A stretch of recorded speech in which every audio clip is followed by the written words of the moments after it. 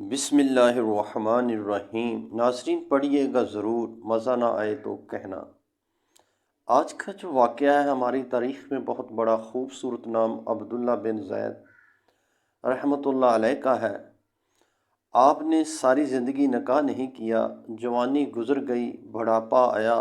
ایک دن بیٹھے حدیث مبارکہ پڑھ رہے تھے تو اس میں نبی کریم صلی اللہ علیہ وآلہ وسلم کا فرمان پڑھا کہ جس کا مفہوم یہ تھا کہ جنت میں کوئی اکیلا نہیں ہوگا جو نکاح کی عمر میں نہیں پہنچا یا پہنچا بھی تو کسی وجہ سے نہیں ہوا اور وہ مسلمان ہی مرا، تو اللہ مسلمان مردوں اور عورتوں کا جنت میں آپس میں نکاح کر دے گا۔ جب یہ حدیث پاک پڑھی تو دل میں خیال آیا کہ یہاں تو نکاح نہیں کیا تو جنت میں ہونا ہی ہونا ہے، تو جنت میں میری بیوی کون ہوگی؟ دعا کی، یا اللہ مجھے دکھلا تو صحیح جنت میں میری بیوی کون ہوگی۔ پہلی رات دعا قبول نہیں ہوئی، دوسری رات بھی دعا قبول نہیں ہوئی، تیسری رات دعا قبول ہو گئی۔ خواب میں کیا دیکھتے ہیں؟ کالے رنگ کی عورت ہے، حضرت بلال حبشی کے دیس کی رہنے والی، حبشہ کے دیس کی، اور وہ کیا کہتی ہے کہ میں میمونہ ولید ہوں اور میں بصرہ میں رہتی ہوں۔ اتنا کہنا تھا کہ حضرت عبداللہ آپ کو اس کا پتہ مل گیا، آنکھ کھلی، حضرت کی تہجد کا وقت تھا، نوافل پڑھے، نماز فجر باجماعت ادا کی اور سواری لے کر حضرت عبداللہ بن زید بصرہ چلے گئے۔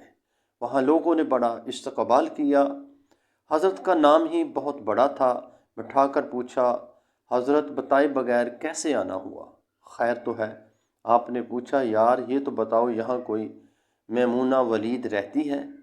لوگوں نے حیران ہو کر پوچھا، حضرت آپ اتنے دور سے چل کر میمونہ ولید سے ملنے آئے ہیں؟ آپ نے فرمایا، کیوں، اس سے کوئی نہیں مل سکتا؟ نہیں حضور، وہ تو دیوانی ہے، لوگ اسے پتھر مارتے ہیں۔ حضور نے پوچھا، کیوں مارتے ہیں؟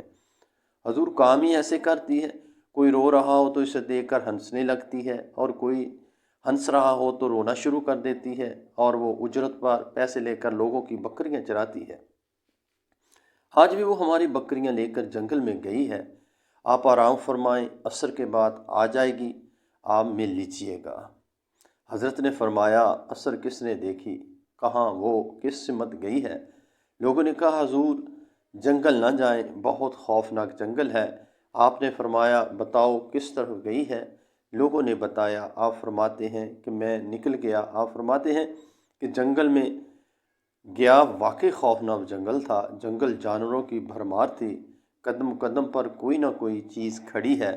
آپ فرماتے ہیں کہ قربان جاؤں اس عورت کی مردانگی پر، وہ اس جنگل میں کس طرح بکریاں چرا رہی ہے، شیروں نے اس کی بکریوں کو ابھی تک کھایا نہیں، اتنے درندے ہیں، سارے مل کر حملہ کر دیں تو کیا کرے یہ اکیلی عورت، کس کس کو روکے گی؟ خیر، آپ فرماتے ہیں کہ وہ جگہ جہاں لوگوں نے مجھے بتائی تھی میں وہاں پہنچ گیا۔ جب میں وہاں پہنچا تو منظر دیکھ کر میں حیران رہ گیا، وہ حیران کر دینے والے مناظر تھے۔ پہلے میمونہ ولید بکریاں نہیں چرا رہی تھی، بلکہ اس جنگل میں جائے نماز بچھا کر نوافل پڑھ رہی تھی، پر بکریاں چرانا تو بہانہ تھا، یہ تو بہانہ تھا کنارہ کشی کا۔ لوگ یہی سمجھتے تھے میمونہ سارا دن بکریاں چراتی ہے، لیکن میمونہ بکریاں نہیں چرا رہی تھی۔ دوسرا کیا دیکھا کہ میمونہ تو نماز پڑھ رہی ہے، پھر بکریاں کون چرا رہا ہے؟ بکریاں تو ایک جگہ نہیں رکتی، کہیں ادھر جاتی ہیں کہیں ادھر۔ آپ فرماتے ہیں کہ میں میمونہ نماز پڑھ رہی تھی اور شیر بکریاں چرا رہے ہیں، بکریاں چر رہی ہیں، شیر ان کے ارد گرد گھوم رہے ہیں۔ اگر کوئی بکری بھاگتی ہے، اس کی فطرت ہے شرارت کرنا، تو شیر اسے پکڑ کر واپس لے آتا ہے، لیکن کہتا کچھ نہیں ہے ان بکریوں کو۔ آپ فرماتے ہیں میں حیران و پریشان کھڑا تھا کہ یہ کیسے ہو گیا ہے، یہ فطرت کیسے بدل گئی؟ لوگ کہتے ہیں کہ فطرت نہیں بدلتی، یہ شیروں اور بکریوں میں یاری کیسے ہو گئی؟ آپ فرماتے ہیں کہ میں دنگ و پریشان کھڑا ہوں، مجھے نہیں پتہ کہ کب میمونہ ولید نے نماز ختم کر دی اور مجھے مخاطب کر کے کہتی ہے کہ اے عبداللہ، ملنے کا وعدہ تو جنت میں تھا، آپ یہاں آ گئے۔ میں بڑا حیران ہوا۔ آپ فرماتے ہیں کہ میں حیران رہ گیا، اس سے پہلے تو ملاقات بھی نہیں ہوئی، تو حضرت میمونہ ولید کو میرا نام کیسے پتہ چل گیا؟ یہ بتانا تھا کہ تو آپ فرماتے ہیں کہ میں نے حضرت میمونہ سے سوال کیا کہ اس سے پہلے ہم ملے نہیں، ملاقات نہیں ہوئی، تو میرا نام کیسے پتہ چلا؟ آپ کو تو جواب کیا ملا؟ حضرت میمونہ ولید فرماتی ہیں، عبداللہ، جس اللہ نے رات کو تجھے میرے بارے میں بتایا ہے، اسی اللہ نے مجھے آپ کے بارے میں بتایا ہے۔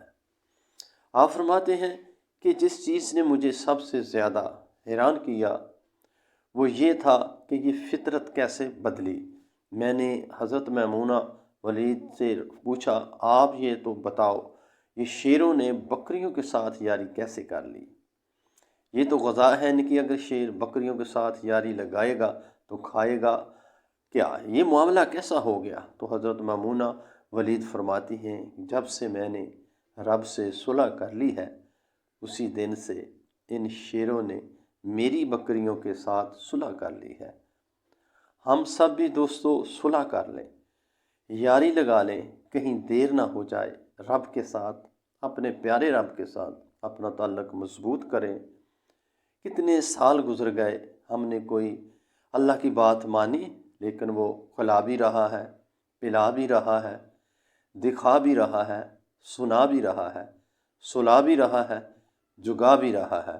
نماز پڑھیں، اللہ کی یاد میں زندگی بسر کریں، یہی حقیقی کامیابی ہے۔